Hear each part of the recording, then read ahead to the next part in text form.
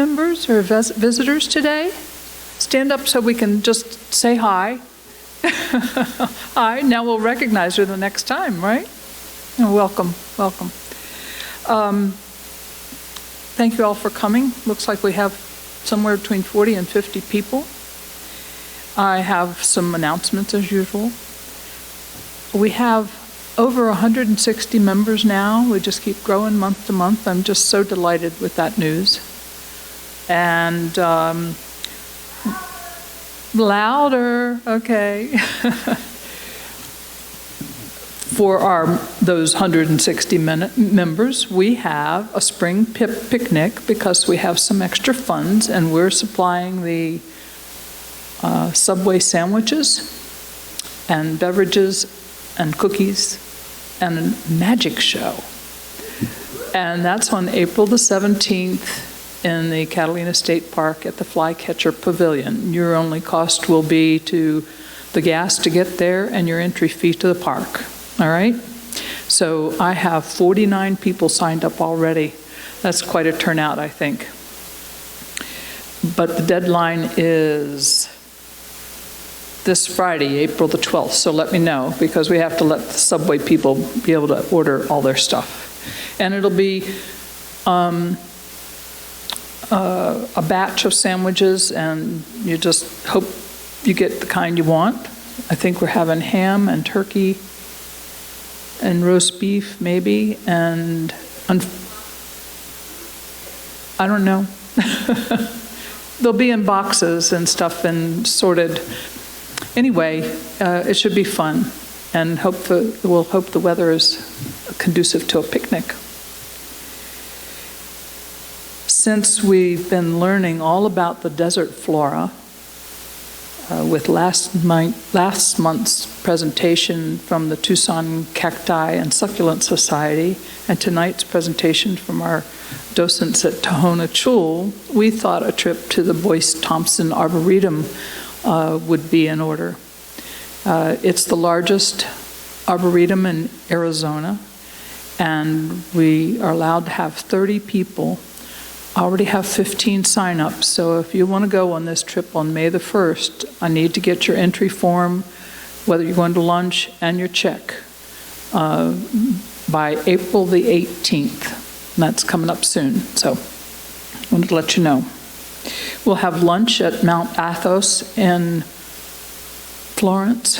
They have a room for us, and they'll give us individual checks. And their food is really good there. We've been there several times. And it'll be on our way back, so we'll get there maybe noonish, because we'll have the tour at 9:30, and however long that takes, and time to look around, go to the gift shop, and then leave yourself about 30 minutes to get to the restaurant.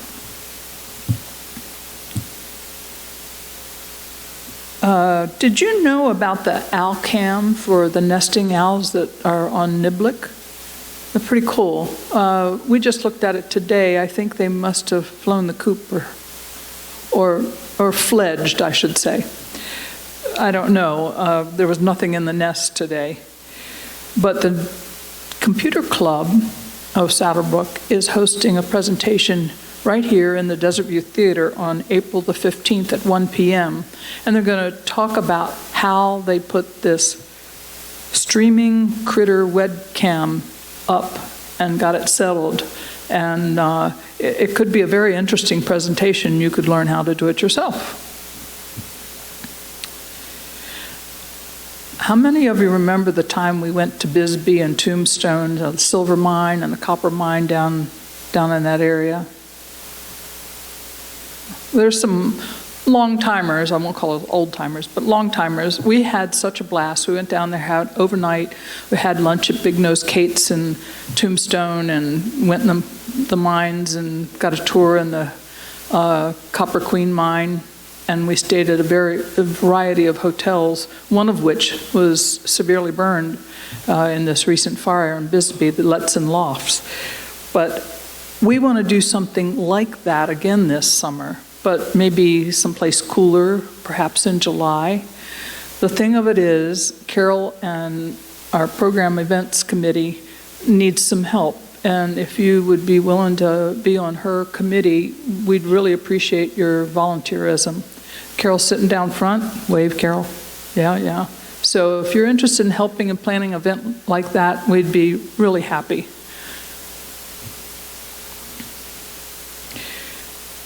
Before I introduce our speakers, I wanted to tell you we have a wonderful raffle ticket drawing for a book called 100 Roadside Wildflowers. Isn't that appropriate for this season? We drive along, you see the loop and then the poppies, and oh, it's so pretty right now. I just love this time of year.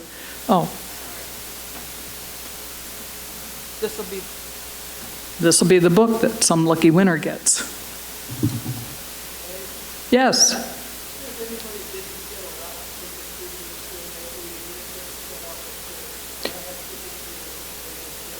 Oh, if you need a raffle ticket and you didn't get one, Riley down here has some.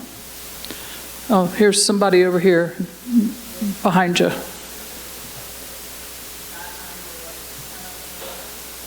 It should be.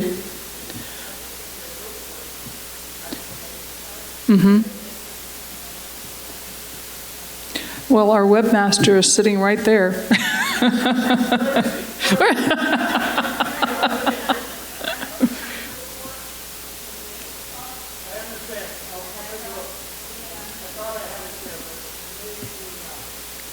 Oopsie. Oh well. Well, if you are a member, a paid member, you would have gotten an email about the picnic and from GroupWorks. I'll send a general reminder close to the deadline, just in case, okay? Or I'll have Riley send one. So our docents from Tohono Chul here, we have Barb Karulis. Did I say that right? Good. She became a docent at Tohono Chul 13 years ago after retiring from the University of Arizona, where she managed a research lab. I'll let her tell you a little bit more about that. And her colleague, Carol Massanari, has been a docent for 8 years. And she worked at Utah State University and traveled all over the country helping with special ed programs. Close? Yeah. Anyway, their presentation is called "It's More Than Just Cactus," and as you know, the Tohono Chul has a wide variety of plants, and it's a beautiful place to visit and have lunch. It's the most biologically diverse of North America's 4 deserts in the Sonoran Desert, and it's not limited to cacti. So, without further ado, Carol and Barb, please come up and tell us what we need to know.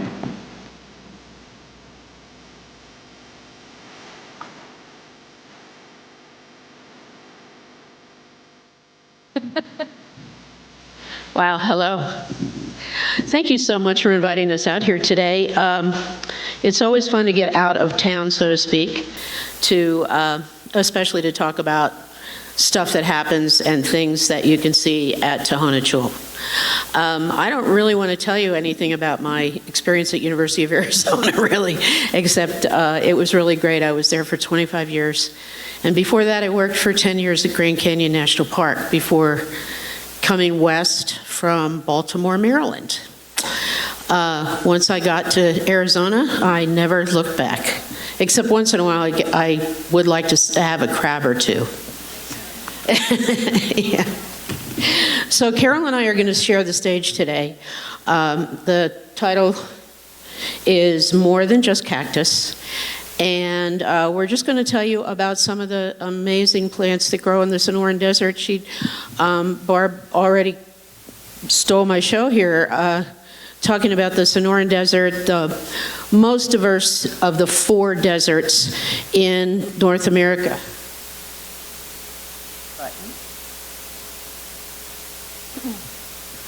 First thing is this presentation was developed at Tohono Chul for educational purposes only, and it is copyrighted, and so please do not, I know that you're going to get a copy of it, or at least a copy of this program on a YouTube. Please keep it for yourselves and your own personal use, and don't copy it or use it, any part of it, in any other way. So I'd appreciate that. Thank you. So, I don't know, this thing may not work for me, but, so our idea today is to introduce you to the diversity and breadth of the plants that occur in the Sonoran Desert, and to inspire you to see the vast diversity and to maybe utilize the diversity of plants in your own gardens. And also, we always want to encourage you to come to Tohono Chul. How many people have never been to Tohono Chul? Whoa, 2, 3, 4, maybe. Oh, that is great. Okay. Tomorrow, okay? We'll see you there. Right now, it is screaming with wildflowers, and it hasn't hit the peak yet. So we're going to have trees blooming. We'll have different kinds of cactuses blooming.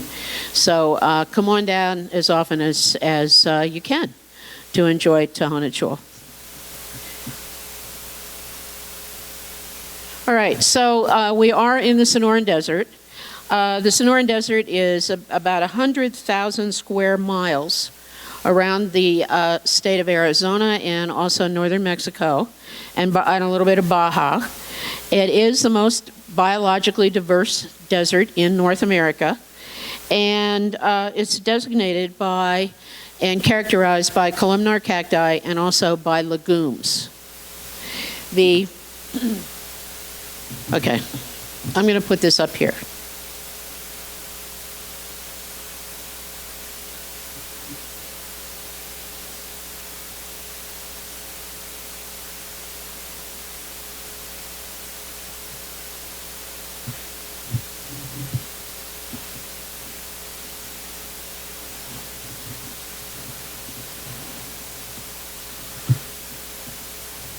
All right, that worked. Thank you.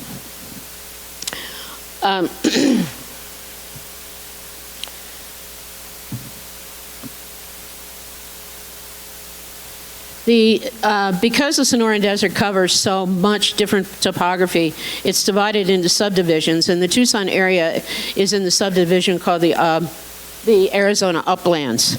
And it has great vertical relief. There's anyway from 400 to 4,000 to 5,000 feet above sea level is still included in the desert.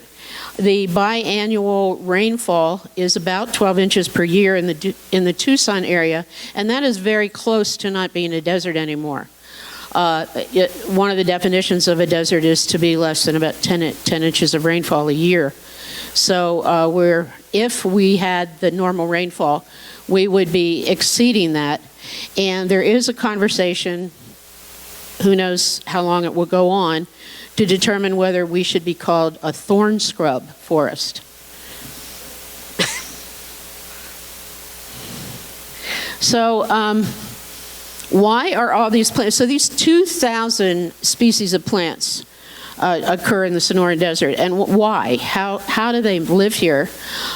Some of us can live here all the time. Some of us have a hard time staying for more than a few months, and that's fine. But we have to adapt no matter how long we stay here in the Tucson area, whether it's all year or only part of the year. We have to adapt to the climate and the temperature, and so do the plants. They have their roots and their stems and their leaves have all been adapted to living here in this harsh climate.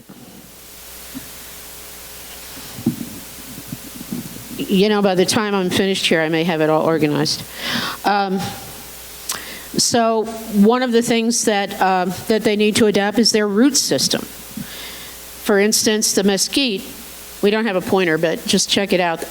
The mesquite has a very, very long taproot. In fact, a living root of a mesquite was found coming out of the ceiling of a cave 160 feet below ground. So that taproot was looking for water. The saguaro has a very short taproot, maybe around 3 feet.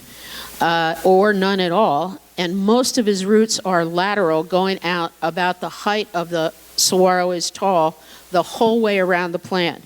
So there's this like pizza pie of roots laterally, only a few inches under the ground. Grasses only have roots that are a few inches. Prickly pear go a little bit farther. The shrubs here do have roots that go down maybe 2 or 3 feet. The night blooming cereus actually has a big tuberous root that holds water for the plant, that can collect water as fast as possible during rainstorms, and then utilized by the night blooming cereus during the dry times. And that's a photograph of a root of a night blooming cereus. So they also are adapted by using, the stems are also adapted to living in the desert. There are waxy coatings to the plants, like for instance the cactus, the prickly pear, and the saguaro. If you can touch an area, it's very waxy and smooth. That helps to keep the water in, helps with evaporation. There are thorns and spines and prickles that are on the plants to help them. The spines and thorns actually have several uses, and one of them is actually to provide shade. The spines on the saguaro actually provide shade for the plant and keep the plant a little cooler. You may notice that next time you go out, look at a saguaro in the sunlight and you can see that its skin is very well protected by that shade. The stems also can hold chlorophyll, which when I do my tours at Tohono Chul for people who have never been out here, I say that there's a whole team of people who spray the plants green in the evening.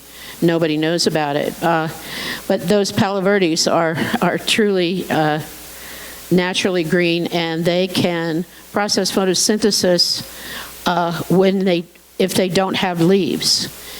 And many times the adaptation of a plant is that if it starts getting dry, the leaves drop, and we call that drought deciduous. So they don't drop in the fall like they do back where I used to live.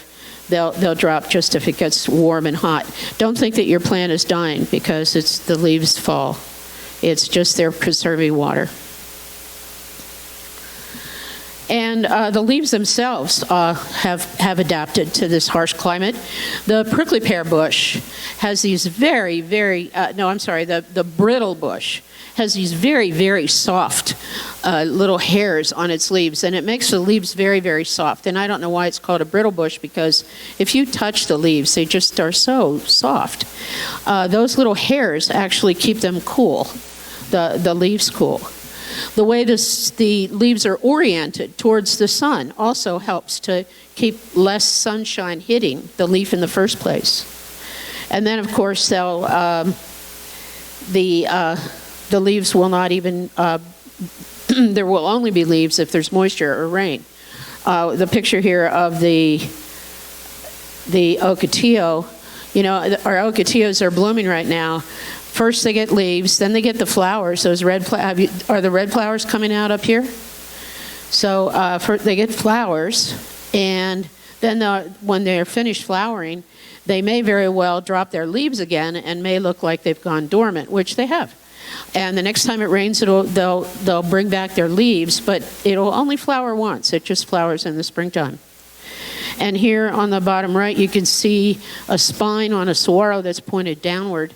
That's actually called a drip spine, and it helps the rain. It actually directs the rain directly to the bottom of the saguaro so that it can collect as much rain as possible.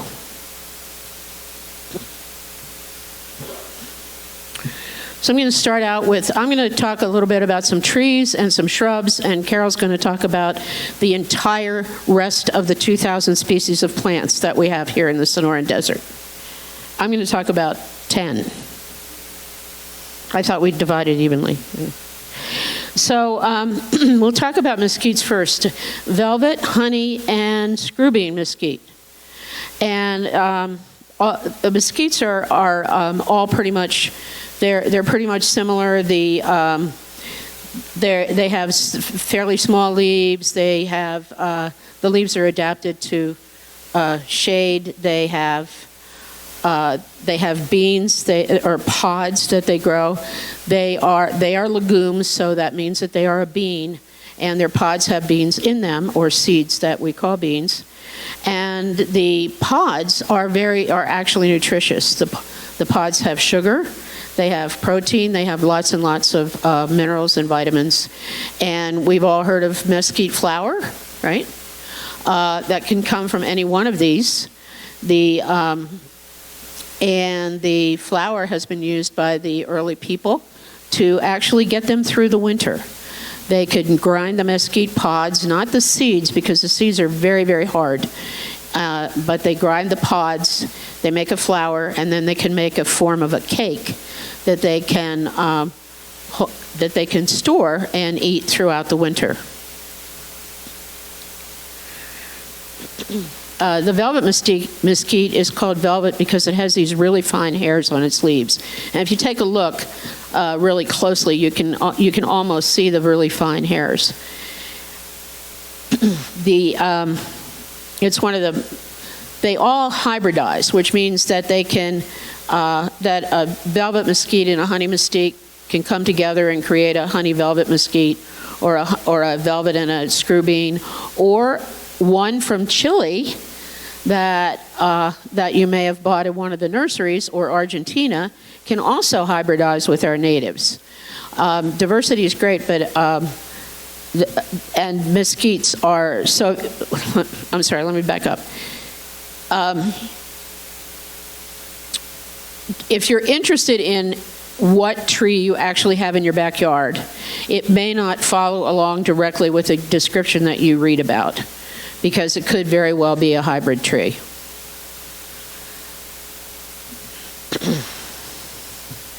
The honey mesquites, they grow here pretty well, on a little bit lower elevations, I believe, and they have very large, heavy spines. And the reason for that is that they needed to protect themselves, because mesquites have been around for tens of thousands of years, and there used to be mastodons here, there used to be mammoths. We even had camels living here 10,000 years ago and longer. This is a way for those guys not to chew up all the good, healthy, young branches, leaves, and tasty flowers of the trees. And the screw bean isn't very prominent here, but it is in the desert down in Sonora.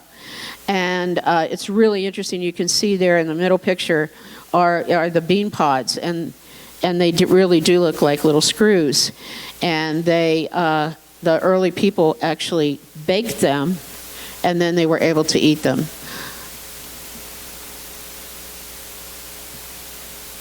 So our next group are the Palo Verdes. And we have 3 generally, and we also have a 4th one that was the only thing I can think of is built by. What's the word? They created this tree called the Desert Museum Palo Verde. They developed it and grew it, and now you can actually buy Desert Museum Palo Verdes. There, I believe it's a combination of a Mexican and a foothill, but that may not be true. But anyway, it's a hybrid. Very interesting tree.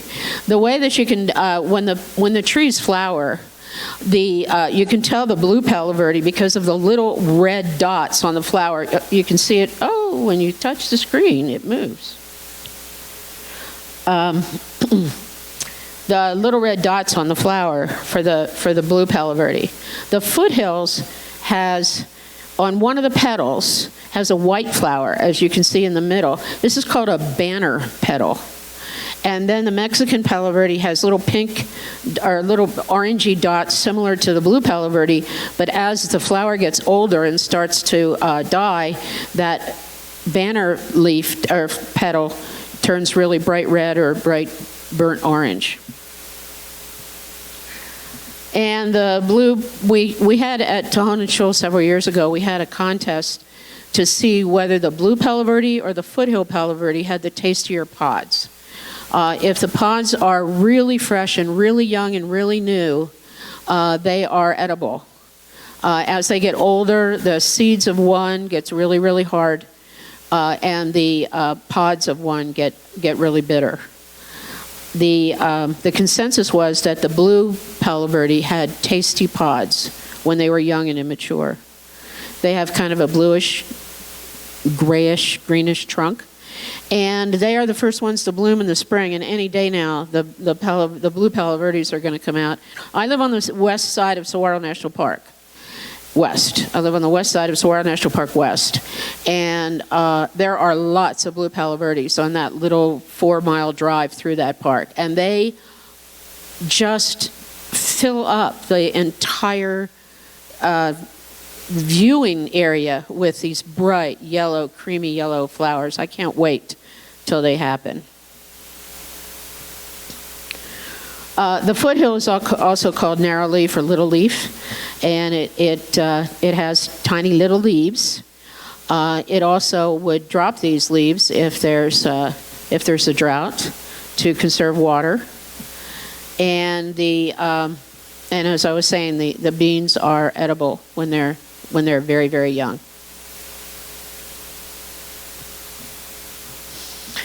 You know, I haven't seen many Mexican Palo Verdes here, but they are native to the Sonoran Desert, and they look a little bit like a weeping willow. They have long, skinny branches with tiny little leaves, and they have a really pretty yellow flower that, as I was saying, gets the banner leaf petal gets really red as it matures. Now, it says here that it's fast-growing but short-lived.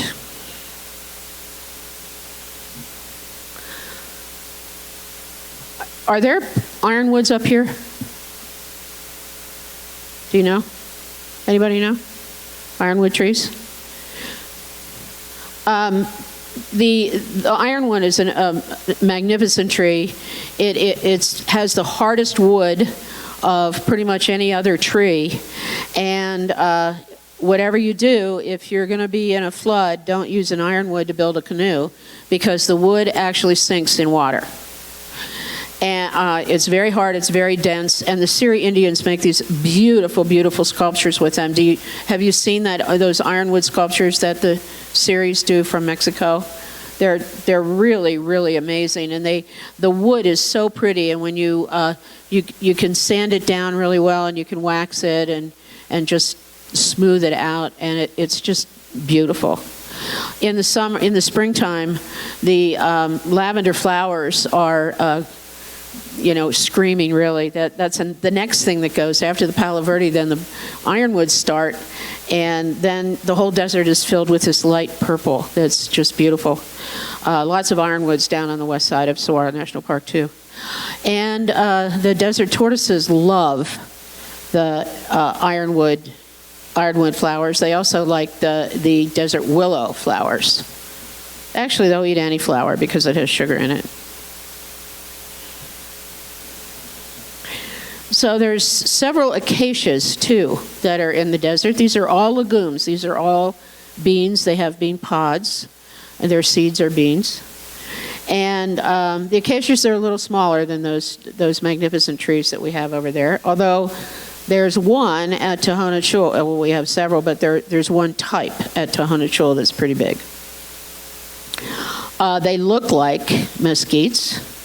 They just are a little bit shorter, and they can be a lot denser. And this white thorn acacia, one of the species, actually, if there's a fire, the plant will die, burn off. But if the root is still there, it will it will regrow from the root crown.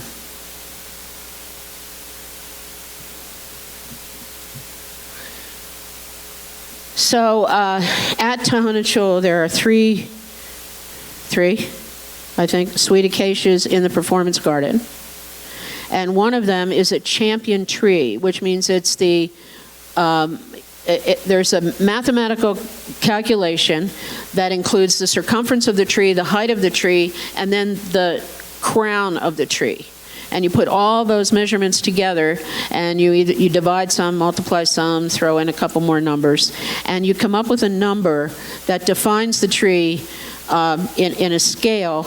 And these sweet acacia trees that we have at the Performance Garden actually are champion trees for Arizona, which means there's no tree in Arizona that's bigger, wider, or fuller than that tree, which I think is really kind of cool.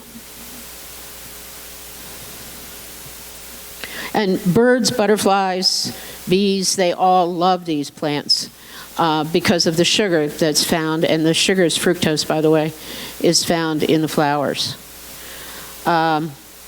Catclaw acacia has little catclaw, little hooky things here that when you see these on roses, you call them thorns, except that the the scientific name for these is prickles. Roses have prickles, and so do catclaw acacias. They are just a different form of this little protective, spiny, herdy thing that that plants have. They don't have any.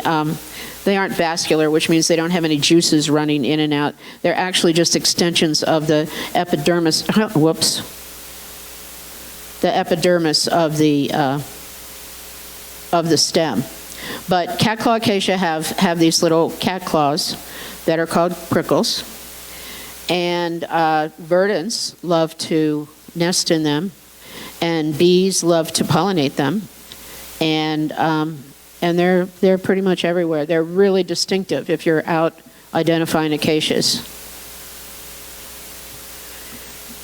So there are only about 3 more trees in the Sonoran Desert that I just want to mention. The first one is the desert willow. I said that the flower, as well as the ironwood flower, is very tasty for the tortoises. And the desert willow looks kind of like a willow, but it looks like a willow because it has these really skinny seed pods on them, and it isn't. It's not in the family at all. Really, but it's a really pretty landscape plant. The kidney wood is really interesting. It's the flowers are very, very pretty. They're white. These are, I think, called catkins, and they have a very light, like vanilla scent to them. The flowers of the kidney wood. They grow up in. They don't grow densely, and you can see in this picture that there's a lot of sky in between the branches, and it's a nice plant to have, and then also have plants as an understory with these kidney wood trees. And then we have the Palo Blanco, and it is a beautiful. It's really a very pretty tree. And we have a champion Palo Blanco tree right outside the door of the exhibit house at Tohono Chul. And this is a very neat plant that you can plant very close to a wall. It has it grows really tall in a straight trunk, one trunk, until it gets a lot higher before it starts to branch. And it doesn't branch very much at all. And it has this really paper thin bark that peels off periodically, and so it looks like it's peeling, and it's almost like you could use that bark as paper. It turns out that hummingbirds actually use the bark, this very thin bark, when they're making their nesting material as well, or they use it for nesting material. So we'll go a little shorter now and talk a little bit about just a few of the shrubs that you'll find in the Sonoran Desert. The creosote bush, my favorite of all the plants here, besides the saguaro, has that amazing smell of rain when it rains. The 50 or 100 volatile oils that that just evaporate into the atmosphere after a rainstorm is just amazing. Is there anybody who doesn't like that? I know there are some who don't. Like that wonderful smell of rain when you open your door after a rainstorm? No? Yes? Okay. There's a little midge that lays eggs in the stems of the creosote, and the creosote actually produces a gall around that insect. And you may see those little balls once in a while on the creosotes. Those are, inside there are eggs of a little midge fly. Ground squirrels love to chew on the creosotes. They run up into the branches and just sit there and chew on the leaves and the flowers. And the early people used the creosote as it was called the drugstore of the desert. There are so many things that you can do with the creosote branches. You can, they have a really waxy leaf, and you can take a few of those leaves and just mash them together in your hand and make this kind of goo. That's a great poultice to put on a burn or a cut. You can take the branches and heat them in a fire and then put them under a blanket and lie on them if you have a backache. And it's been said that women will do that when they're in labor and they're having their babies. They lay on warm branches of creosote. That scientifically, they actually have done several scientific experiments, hundreds actually, to identify some of the chemicals that are in this plant. And some have been in research to see about using them to cure cancer. There hasn't been any identifiable compound as yet, but they're actually looking at it because it does have antiseptic qualities. It actually has been said to be used as an antiseptic.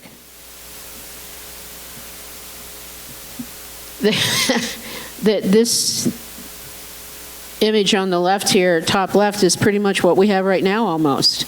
The brittle bush is everywhere, and just in the last couple of days, it seems like it tripled in population of brittle bush around town. It's an amazing plant. It's I talked about the leaves earlier, how the leaves are very, very soft and they have these tiny hairs on them, and they're gray to keep the sun down. And the early people used the bottom of the stem. There's a resin inside the stems, and the bottom of the stem is this resin can be used like a glue. And it was said that I'itoi, the elder brother of the Tohono people, used that glue when he put his boat together to save himself and his people from the big flood.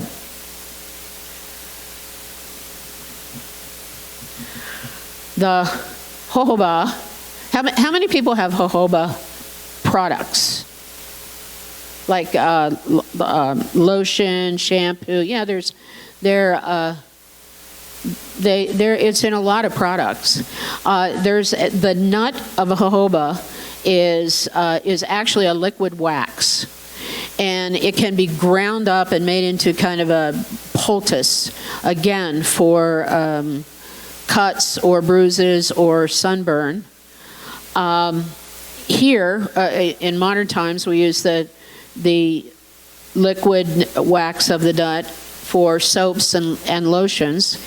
And it was said because it had a certain quality that gave it a strength that could be used in high temperature lubricants for high temperature instruments or equipment, that it may replace whale oil.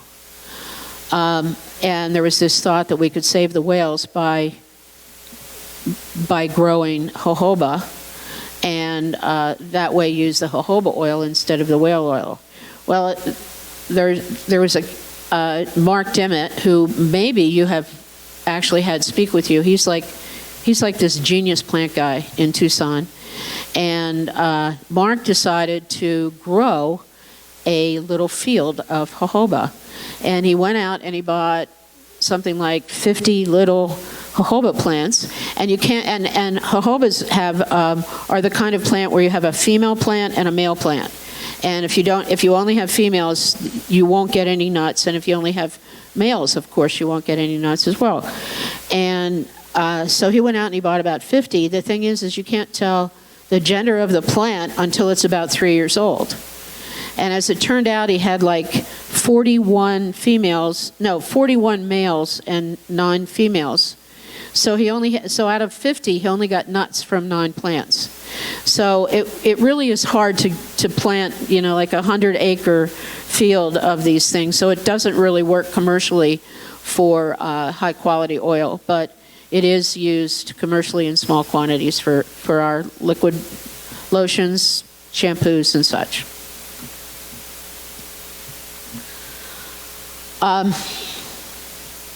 There are red fairy dusters and there are pink fairy dusters. The pink one is one of the natives for the Sonoran Desert. The red one is called the Baja fairy duster. It has a lot of nectar in it, and it's a favorite for all kinds of little animals, including hummingbirds, butterflies. Bees love the fairy duster as well. And it seems like the nectar is available to all those different kinds of nectar-eating animals.